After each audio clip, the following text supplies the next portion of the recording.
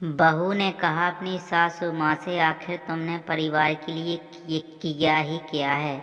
माँ देखो, आज मुझे प्रमोशन मिला है और इसी खुशी में मैंने तुम्हारे लिए बनारसी साड़ी ऑर्डर की है। मिलते ही मुझे ज़रूर बताना। राधिका ने अपनी माँ प्रभा को फ़ोन पर कहा। अरे राधिका बेटा, इसकी क्या ही ज़रूरत थी। इतनी साड़ियाँ भरी पड़ी हैं मेरे पास, मगर पहन कर जाने का अवसर ही नहीं मिलता। और तू ही है कि मेरे लिए नई साड़ियाँ और भी ना जाने क्या क्या भेजती रहती है। माँ, आज मैं आप ही की वजह से इतनी ऊंची पोस्ट पर काम कर रही हूँ।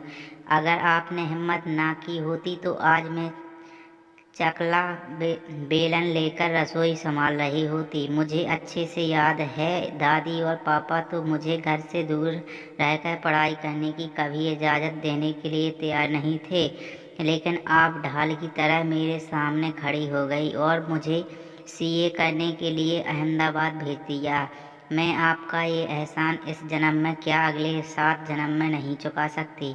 बस कर बेटा, कभी माँ भी अपने बच्चों पर एहसान करती है। मैंने तो अपनी तीनों बेटियों को समान शिक्षा दिलवाई है। आज तुम सभी अच्छे पदों पर काम कर रही हो, इस बात की मुझे बहुत खुशी है। दुनिया वाले कहते रहे तीनों की शादी कर दो, लेकिन मैं अपने निश्चय से पीछे नहीं हटी। और देखो, आज तुम तीनों ने मेरा सर गर्व से ऊंचा कर रखा था। अच्छा, यह बात, समधन जी कैसी हैं और तुमने उनके लिए कुछ खरीदा या नहीं? तू अपने हाथ से उन्हें गिफ्ट देगी तो उनकी खुशी दुगनी हो जाएगी। माँ, कैसी बातें करती हो, मैं उनके लिए कुछ क्यों लूँगी? आखिर उन्होंने आज तक मेरे लिए किया ही क्या है। इन 5 सालों में कभी भी मेरे काम नहीं आई। आपको बहुत अच्छे से पता है, जब मुझे बच्चा होने वाला था उस वक्त वो अपनी बेटी के पास चली गई थी। नौकरी छोड़ने की नौबत आई, मगर उन्होंने एक बार भी नहीं कहा कि मैं हूँ ना, फिर क्यों करती हो।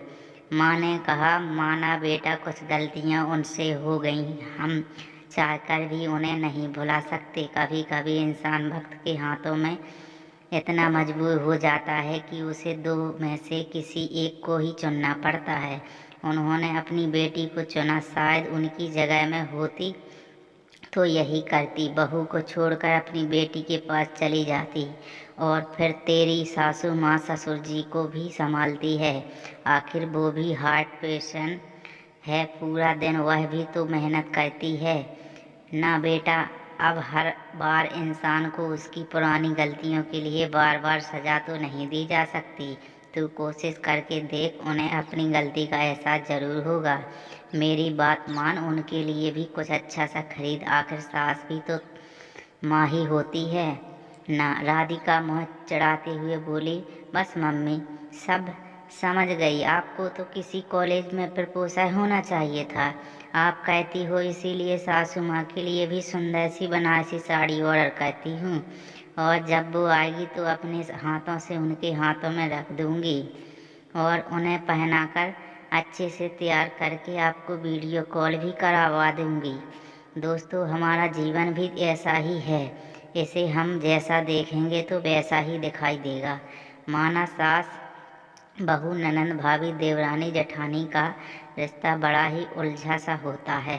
अगर थोड़ा सा प्यार, समझ और सूझबूझ का तड़का उसमें डाल दिया जाए तो घर आंगन में अपनेपन की खुशबू आने लगती है। दोस्तों, हमारी कहानी आपको अच्छी लगी हो तो इसको लाइक जरूर कर देना और अपने दोस्तों को अधिक से अधिक शेयर जरूर करना।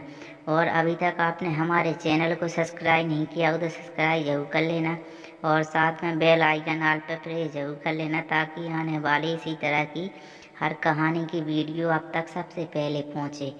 दोस्तों, हमारी वीडियो देखने के लिए धन्यवाद। मिलते हैं इसी तरह की अगली नई कहानी की वीडियो में। तब तक के लिए जय हिंद,